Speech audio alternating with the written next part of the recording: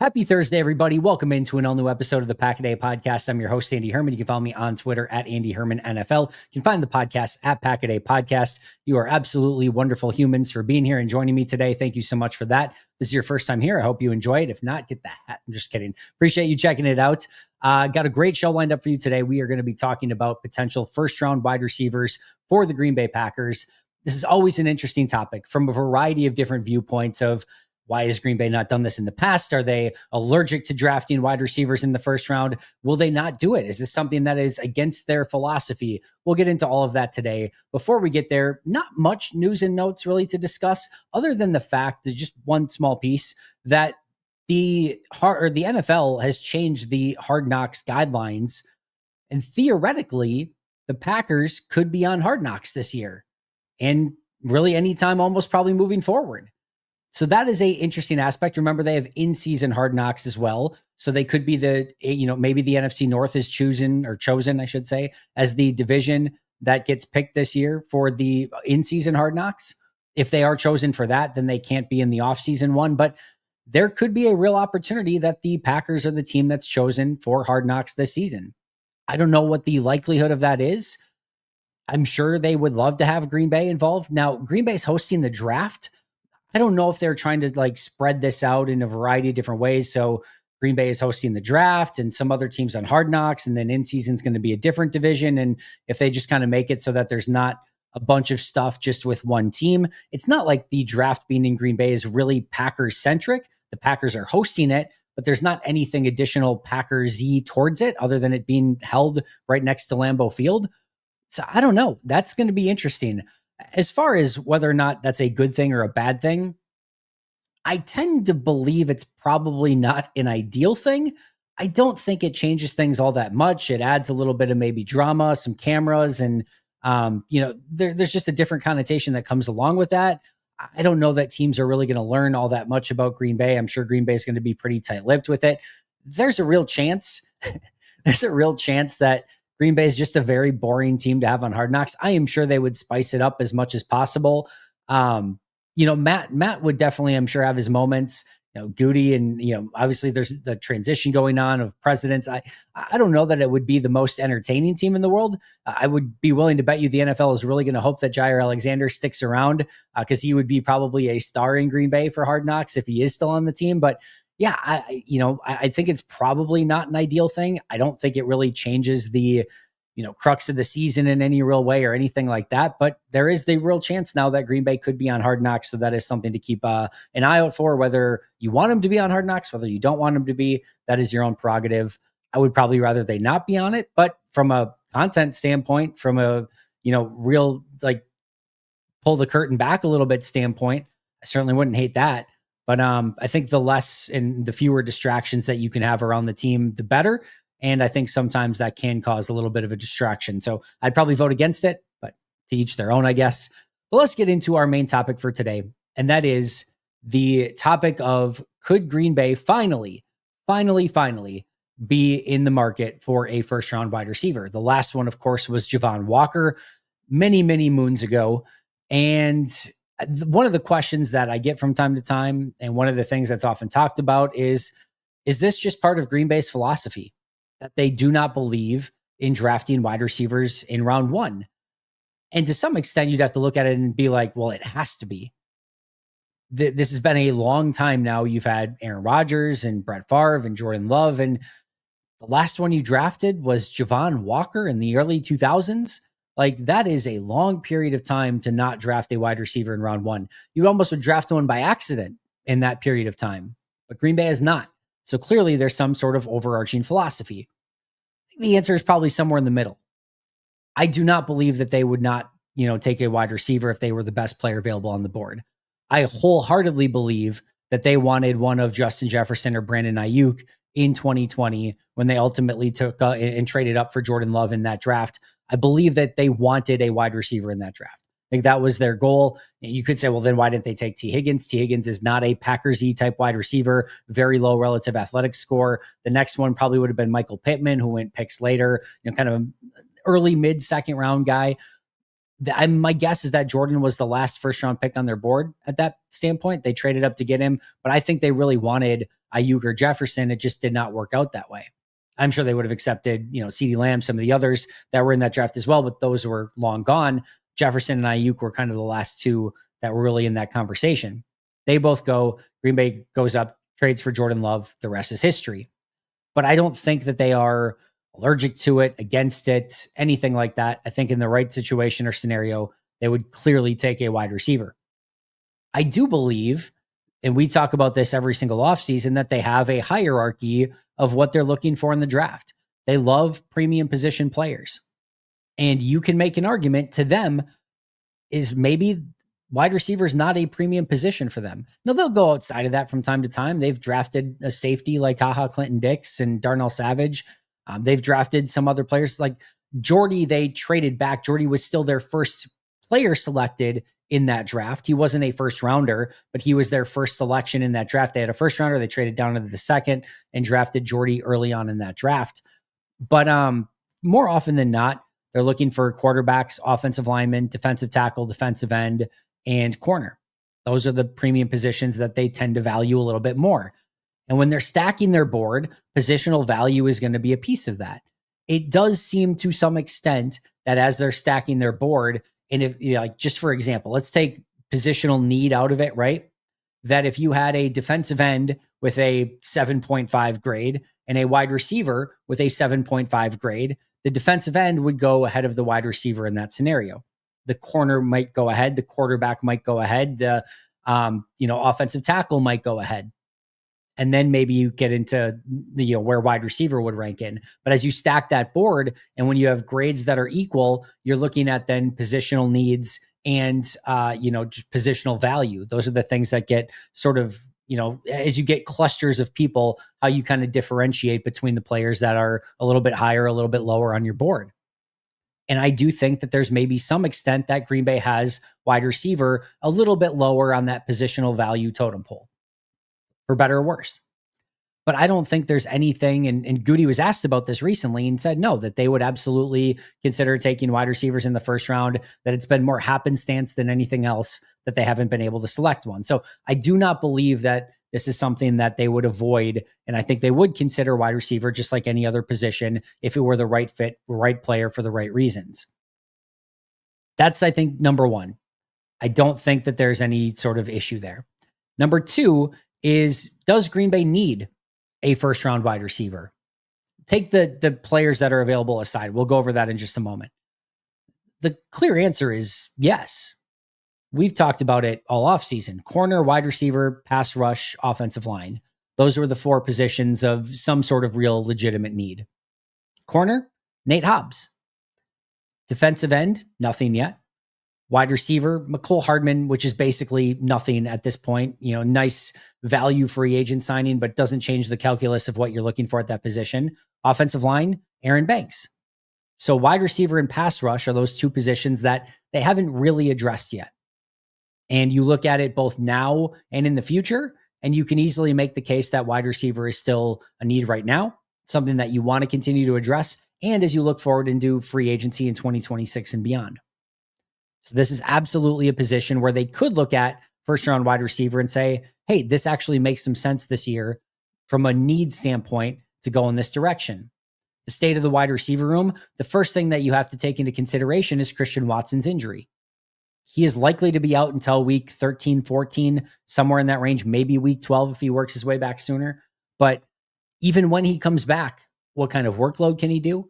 What type of player is he? Is he the same 4.3 40 guy that he was prior to the ACL, the MCL, etc.? Usually there's a little bit of time that it takes to sort of ramp up and kind of be back to your normal self, which is probably more 2026 in this situation.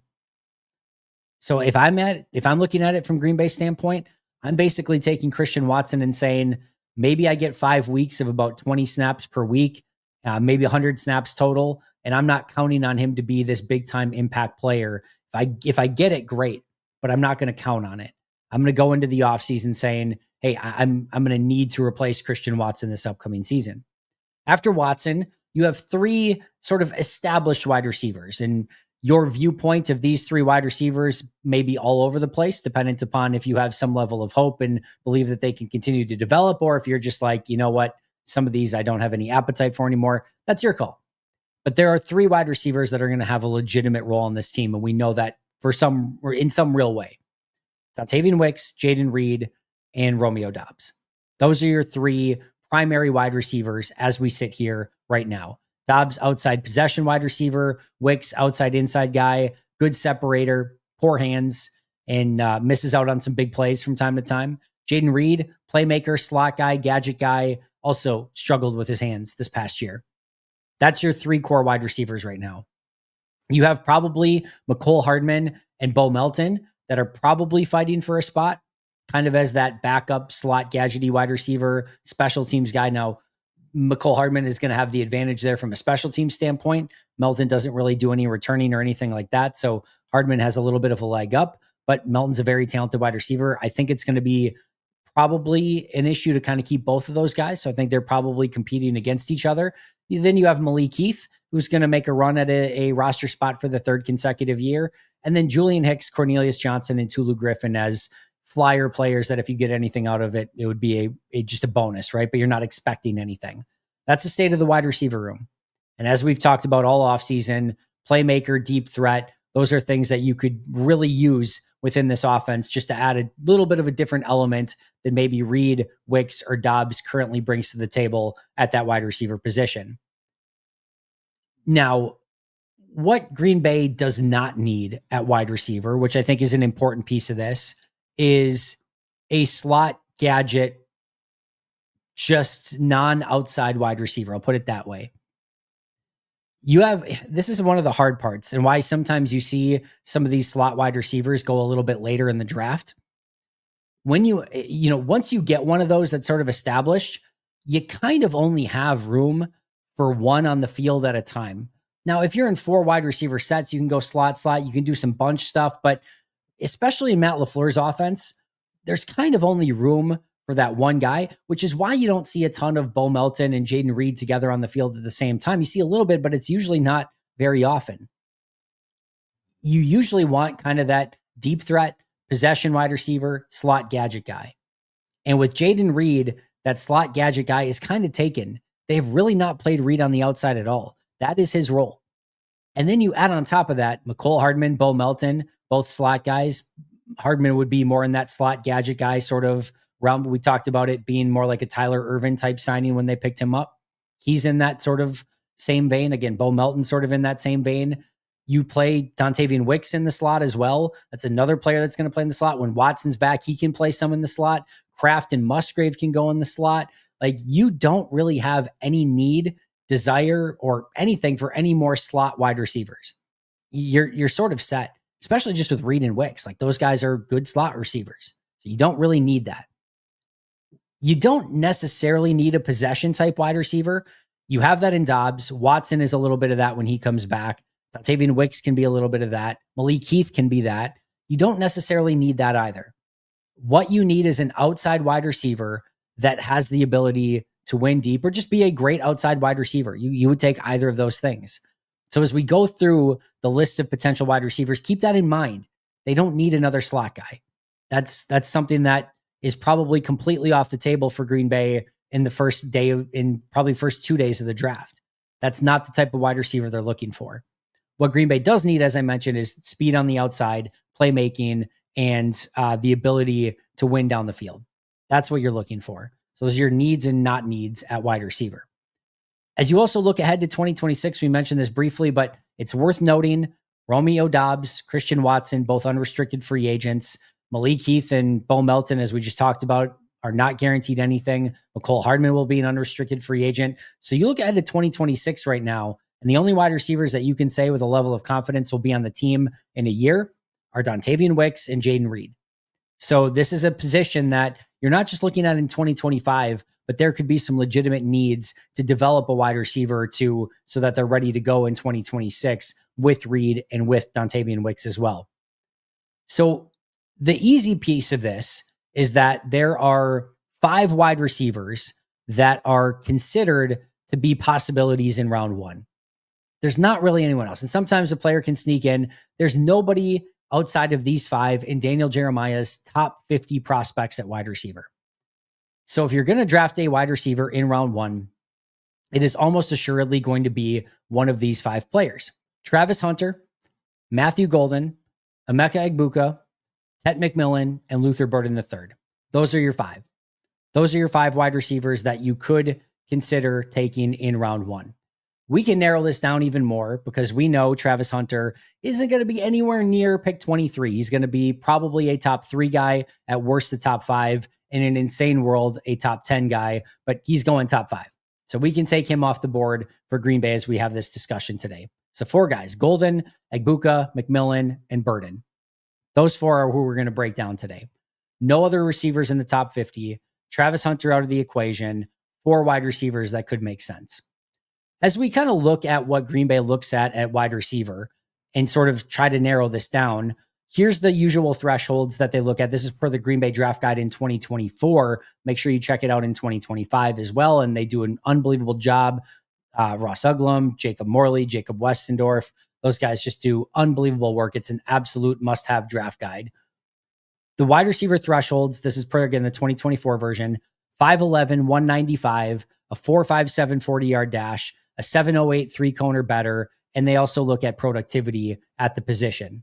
Well, 5'11", Golden's 5'11", Egbuka is 6 foot tall, Luther's 6 foot tall, Tet McMillan's 6'4". All of them check the boxes. 195 or higher, Egbuka's 202, Tet's 219, Luther's 206. The only one that doesn't quite get there is Golden, who's 191. He's 4 pounds off. He hits the 5'11 mark. It's not going to be a deal breaker. He's good too. Maybe slightly below that Mendoza line, but I wouldn't lose any sleep over it. 4.57 40-yard dash. McMillan was the closest, but he still hit 4.53. Egbuka was at 4.48. Golden was at 4.29. Luther was at 4.41. They all hit the 40-yard dash guideline. 7.08 RAS. 7.08 3-cone or better. Nobody really did it. Egbuka was the only one who actually did testing. So that's a little bit of a different animal than the other ones. He did not do the 3-cone at all. I needed to double check that. So none of the 4 wide receivers did the 3-cone. So it makes it a little bit tougher to narrow it down. Luther, for sure, Egbuka, Golden, I think they would all do fine in the 3-cone. Tet McMillan's a little bit different, a little bit bigger body, a little bit more tight-hipped. So I'm not sure he would have passed that. But for now, we can't eliminate any of them for that because none of them did the testing in it. From a productivity standpoint, all 4 of them probably checked the box in some way. Golden probably had the least productivity of the 4, but he still this year had 58 catches, 987 yards, and 9 touchdowns. So it's not like he was, completely useless or anything like that. Like, that's still a pretty solid season. But he had 38, 584 and 7, 38, 404 and 6, and 58, 987 and 9 as his 3 seasons. That was probably the worst. Egbuka this year had 81 for 1,000 yards and 10 touchdowns. It's great productivity. Not the previous year, but the year before that, he had 74 for 1151, a 15.6 yard average and 10 touchdowns that year. So he's had some really good productivity. Tet McMillan this past year, 84 receptions, 1,319 yards, 15.7 yards per catch, 8 touchdowns. The year before that, 90 catches, 1,402 yards, 15.6 yard average, 10 touchdowns, 57-yarder for a long. And even the year before that, 39 catches, but 702 yards, 8 touchdowns, and an 18-yard average. So he has consistently put up numbers. And then Burden, a little bit of a down year this year, 61 for 676 and 6 touchdowns. But the year before that, 86 catches, 1,212 yards, 14.1 yards per reception, and 9 touchdowns. They all probably hit the productivity score, or at least enough productivity to be considered. All of them have the height, weight, speed that they're looking for. We don't know the 3-cone. So I think you can kind of look at these 4 wide receivers and say, historically, for the trends that they look at, Golden, Egbuka, Tet McMillan, and Luther Burden all check enough boxes to say they could be in play for the Packers in some real way. Now, what I want to look at next is how they would fit, and would they be available at pick 23? All right, so let's start with the how would they fit. Matthew Golden is a outside wide receiver that can also play in the slot. They moved him all around from an outside and slot standpoint. They didn't like put him in the backfield or anything like that. As I mentioned, came on this past year a little bit more, especially towards the end of this past year. Speed guy, has really good hands. Is surprised. He was a 4.29 40 guy. So when you kind of think of the 4.29 40, you're immediately thinking just speed, speed, speed, speed, speed. What I would actually argue is I didn't think Golden quite played to that speed, but was a very solid overall wide receiver. Just good sound, did everything well, plucked the ball out of the air, good hands, good routes, good releases. And again, can play outside and in the slot, 4.29 40, run after the catch ability, pretty good contact balance, does pretty much everything well. That's Matthew Golden. Would he fit on the outside in Green Bay? Yes. Would he bring a speed element? Yes. Can he separate? Yes. Run good routes? Yes. Is he an effort blocker? Yes. Like he sort of checks the boxes. Emeka Egbuka is probably the one that you look at and say, I have a harder time projecting this one as a member of the Packers. Primary slot guy all day, every day. Now, one of the things I really wanted to look at was, is there one of these red herrings here of like, could we be missing something? And could he actually be a really good outside wide receiver? I went and compared him, by the way, and his athletic profile is nearly identical to Justin Jefferson. It is almost spooky. It is uncanny. So I went out and I went and watched his tape from 2024 first. And then after that, I went out for the last couple seasons and watched all of his snaps as an outside wide receiver. Can you play him out there? Yes. Is there the potential that he could be an outside receiver? Sure. He's a slot wide receiver. That's his primary objective. That's his primary duty. You even use him as an H-back a little bit. I think you can move him all around, but this is more of like the Jaden Reed where it's going to be like 80, 90% in the slot with maybe 10 to 20% on the outside. He can do it, but he's not a primary outside wide receiver. I do not believe that he will be in play for Green Bay at pick 23. I don't think that's the direction that they're going to go in because I do think he's more of a slot wide receiver. Ted McMillan, outside wide receiver, 6'4", gigantic. Drake London is a name that comes to mind when you watch him play. Yeah, I've heard a little bit of Mike Evans. I don't really see Mike Evans. We'll talk about some of the pros and cons in just a moment. I do feel like he struggles with physicality a little bit, but he's a great contested catch receiver because of his size. He can separate from time to time. He's not a terrible route runner or anything like that. He's an interesting piece, but here's the big thing. He does win outside. He's an outside wide receiver. You can play him in the slot. In fact, I do kind of like him in the slot as that big-bodied receiver that you can get the ball to, but he's an outside guy. And you feel good about that. You feel good that you can play him on the outside, that he can win some of those balls. Like fits with Jordan Love, right? Just giving Jordan a huge catch radius and being able to be somebody that if you get into some trouble, you can kind of throw the ball to and give him that 50-50 jump ball scenario. He could make some real sense for Green Bay. And then Luther Burden, this is the tough one as well.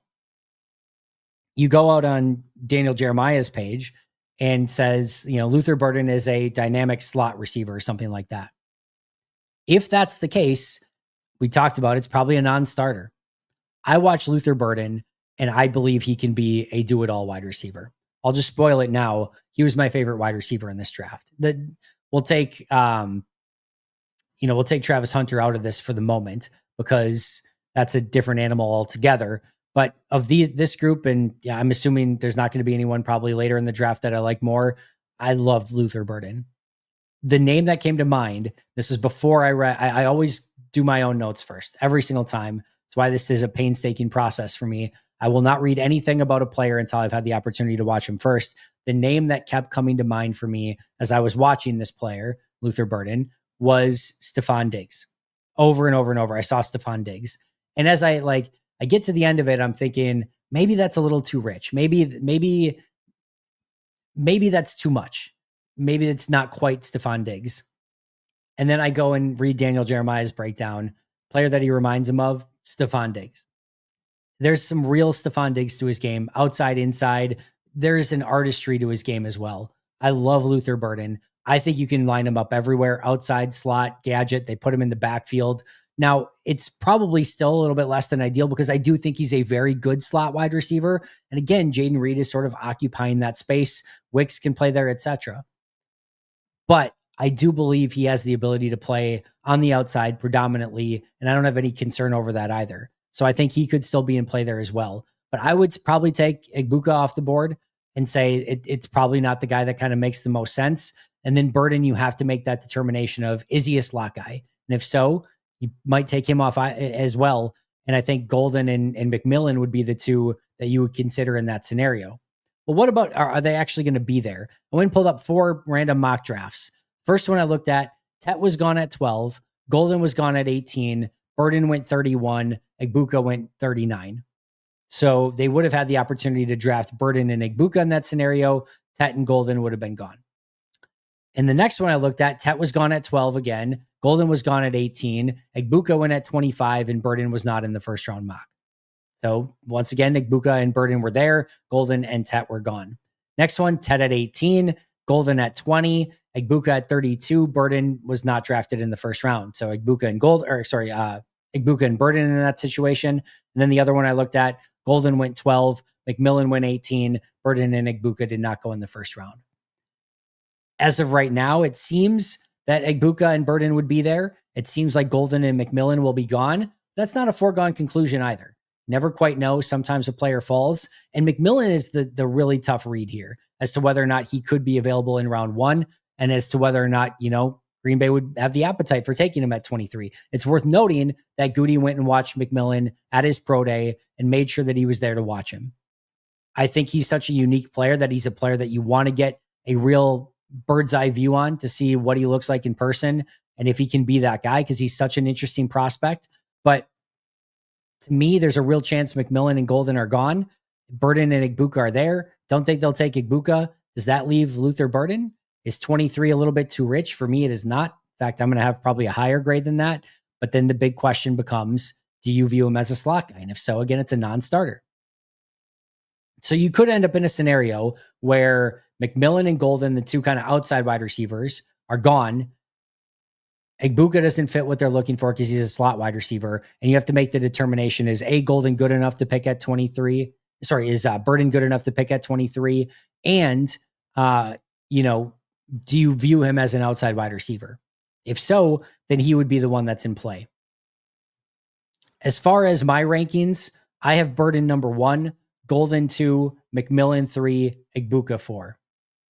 That's where I'm currently at. If you want to just kind of go through some of my notes really quick, these are not like a full scouting report. It's not entirely finished. We may go through some of these. These are my notes. Luther Burden, I'll start with first. Varies his route speeds incredibly well. Can use him out of the backfield and all over as a wide receiver. Very shifty after the catch, punt return type skills. Never looks stressed. Always calm and collected. Very natural playing the position. Great in scramble drill situations. Clean release game. Contested catches are there. Plucks the ball out of the air. Separation. Run after catch. 4.40 speed. Has artistry to his game. Runs a beautiful slot fade. Run blocking is a problem, but really love the stuff that I saw from Luther Burden on tape. Matthew Golden, natural hands catcher, can play outside or in the slot, very fluid, complete wide receiver, great speed after the catch, doesn't show 4.2940 on tape, but he is very fast, natural receiving ability, good change of speed within the route, good route runner, will get more nuance with his route running and releases in the pros, willing blocker on the outside, fast but not super dynamic in any phase of the game, capable of coming up with contested catches, plays bigger than his height. He should come in and make an impact right away, has the ability to develop into a nice number 2 at minimum, and should be has the ability to develop into a number 1 wide receiver, but at minimum should be really good number 2 and sooner rather than later. Tet McMillan, concentration drops on tape, will get flustered with physicality, not as efficient in contested catch situations as I would like. At times he's phenomenal in contested catch situations, and you'll see some of the best contested catches from anyone from McMillan. There are times though with the physicality, the more physical you get with him, the tougher time that he has with it. So it's sort of a love-hate with the contested catches there. I'll just put it that way. Can see some of the Drake London comparisons, like him lined up inside in the slot as a big move piece, almost like a move tight end, but obviously skinnier and more movable. Fantastic wingspan and size, and definitely is a tough cover for most corners. Crafty after the catch, would like to see him be more precise with his routes, keeps working after the catch, knows how to exploit zone coverage, does a great job coming back to the ball, sells double moves with head, eyes, and change of speed.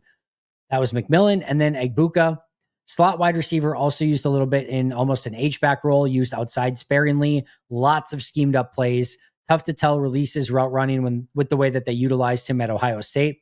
will have some concentration drops, not the most dynamic player after the catch. Feels like Green Bay has players who can fill this role already in Reed and Wicks. Not an outside deep threat, not a burner after the catch, despite the good testing. Not a big contested catch guy, not a great separator. Feels more like a second round pick than a first round pick to me. Did have the 9.72 relative athletic score at the 4.48 40, 6 foot 202, good vert, good short shuttle. Testing looks fantastic. Didn't quite see that type of player on tape. Almost as an identical athlete as Justin Jefferson, as mentioned. Gives effort as a blocker. Great job coming back to the ball. Loses his balance. Still think he's a bit gadgety, but overall a very interesting prospect. Those are my views of the wide receiver. You can take him or leave him. Do with them what you will, but that's how I kind of view the four in order. Again, Burden first. After Burden is Golden. After Golden is Tet. And after Tet is Egbuka. If I had to rank these from most likely to least likely, not taking draft position into consideration, I think they might like Tet the most. I think they're going to like Golden as well. And then Burden and Egbuka are tougher to say. And I don't think they're going to be in the market for Egbuka in round 1. So I think Tet or Golden, if they were there, would be legitimate options. The question becomes, is anyone actually there from those two, Tet or Golden at 23? I tend to lean no today. Tet maybe, but probably not. Golden, I don't think so. Then would they go Luther Burden? If not, you're going to get to another season where they do not spend a first round pick on a wide receiver. And if I were betting today, I think that that's the case. I think they probably go defensive line, defensive tackle, something like that. But I would not rule it out entirely. And if it is one, Tet McMillan, Matthew Golden, or Luther Burden would be one of the three that I think they could go with in round 1. I will say that their primary targets are gone. If you told me today, though, that they ended up with a wide receiver in round 1, I would probably tell you it was Tet McMillan. I don't think Burden's quite going to be their type. I think Golden's going to be gone, and I could see Tet falling. I could see Brian having some level of interest in his services. Who would you take? Let me know in the comments below. I would love to know if you're interested in any of these 4 wide receivers, if you'd like to see them just go in an entire different direction and maybe attack wide receiver later in the draft. As I mentioned, I'm a big Luther Burden guy. Would have no issue with them taking him at pick 23. I think he's going to be a stud. I think he would fit in very well within the offense, and I think you can use him in a variety of different ways. That's going to do it for me today. Thank you so much for joining me. Shout out to our All-Pro and Hall of Fame members, Most Hated Minnesota, PJ Wynn, John Wild, Brandon Paletta, Boom Handle, Donald Lee, Lori Lord, Baby QB, David McCluskey, Donald Decker, Alex Wong, Peter Ritaka, Jay Zimmerman, B. Brown, Puerto Rican Packer, Dan Guessford, Dylan Patscott, Bobby Santoro, SoCal Pack, Chris Rager, Izzy Roberts, Ian Ewing, Razul Douglas Time, Jake Koner, Carlo Delgado, and Willie Winklestinkle. I'll see you guys tomorrow, but until next time, and as always, go Pack Go.